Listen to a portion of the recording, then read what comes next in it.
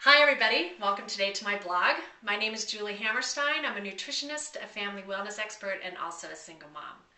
And I wanted to talk to you today about something that has come up for me and my son Max in the past couple weeks. He's almost 7, and so he is a growing boy, and I know he has a voracious appetite right now.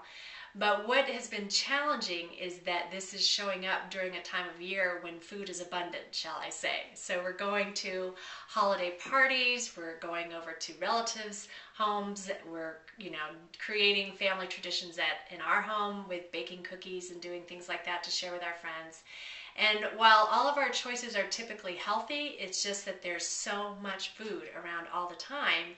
And something is coming up with Max that I'm still kind of exploring and wondering why this is coming up for him right now, but he's really having a hard time with his portions. And, he told me the other day that he was over at a friend's house and he had 4 hot dogs.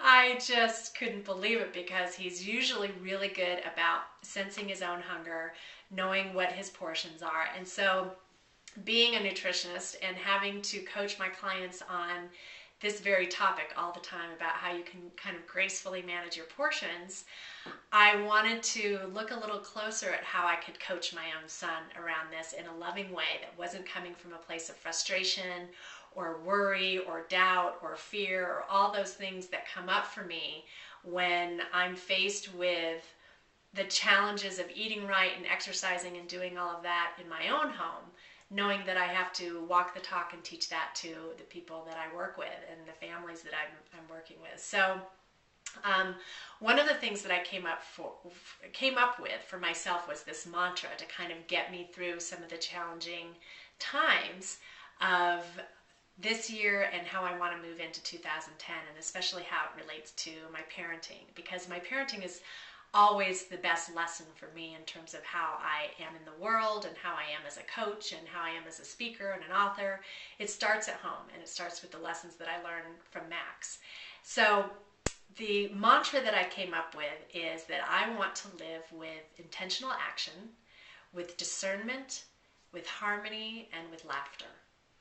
So the word that I want to kind of pull out of that sequence is the word discernment. And I'm going to focus on that today because all the other ones kind of fit into this.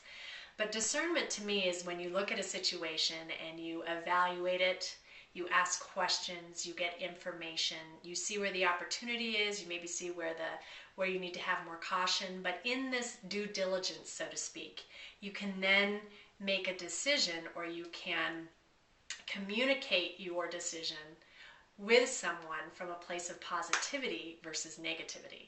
And I find so often that I really feel yucky when I'm always saying no to Max. Don't do this, stay away from that, you shouldn't do that, why are you doing this, that's not good. It just is so not in alignment with how I want to live my life and how I want to teach him. And so with this discernment and with teaching him how to discern, I can then start my conversation with him by saying yes. So an example, if he says, "Mom, can I have seconds?" Well, I will say to him, "Well, Max, we know that your portion size that makes you feel good and gives you enough energy but doesn't make you too full is usually about the palm of your hand. That would be a portion size for you for your chicken nuggets, let's say. So if you want seconds, I would say that maybe let's try and shoot for some fruits and vegetables, and you can fill up on things that are a little bit, you can have more abundantly in your diet." So that's just an example of how I can teach him to look at a situation, evaluate it a little bit, and come up with an answer that he knows to be true. I feel better when I eat more fruits and vegetables and I don't fill up on things that make my stomach hurt. So that would be discernment, but I haven't said, "No, bud, you can't have seconds." End of story. I said, "Yeah, you can have seconds, but let's look at what that's going to be." Same thing, we're at a party. "Mom, can I have the dessert?"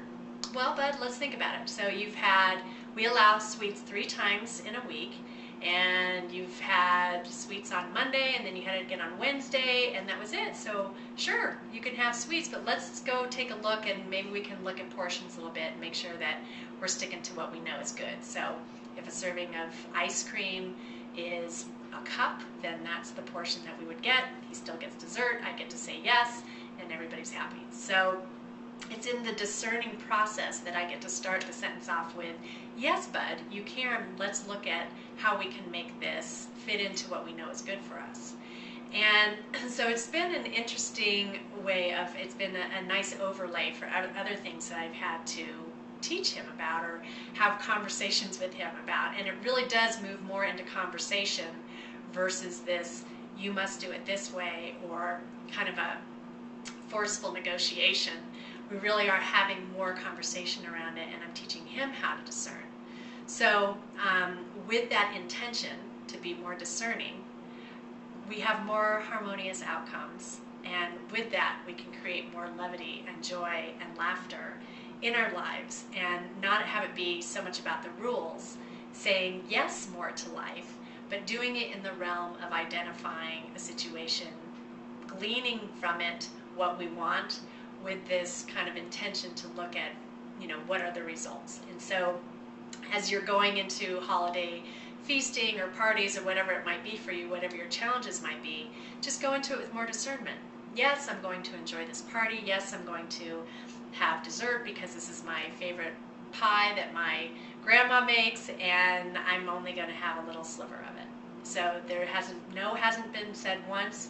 You've said yes to the situation, but you've been discerning so that the outcome is more harmonious, more joyous, and then you can be in that moment with more laughter. So I really have had fun experimenting with this with Max. We've had less confrontation, more conversation, and it's been a lot more joyous. So I've listed some tips below on how you can discern situations as you're going into the holidays and maybe feeling challenged with portions, or feeling, some of the challenges with sugar or drinking or whatever it might be that compromises you, and yet you also want to open yourself up to the festivities of this time of year.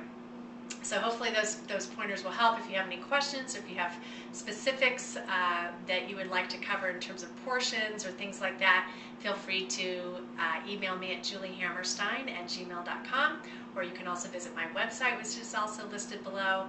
And I just encourage you to really maybe make a mantra for yourself that is built around the idea of saying yes more often to life and to experiences and to your kids, and how we can create boundaries with them, but also embrace the harmony and laughter that we want to create in our lives. So until next week, I hope you have a wonderful, wonderful day, and I will look forward to seeing you then.